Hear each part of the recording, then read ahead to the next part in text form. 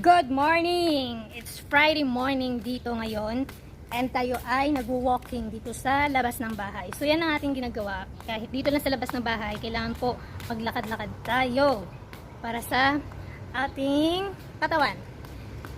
Friday ngayon, yes, and lalabas tayo dahil may bibilin tayo doon sa Manama, malapit sa church. Kasi may mga store doon, Filipino store na may bibili tayong vitamins na doon lang natin mabibili.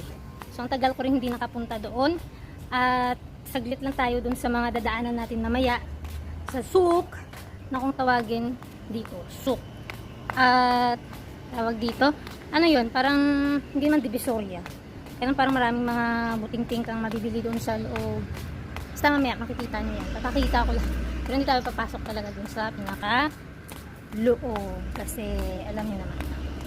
Kaya tapusin natin ang paglalakad, kakain, magkayos-ayos, at gugora.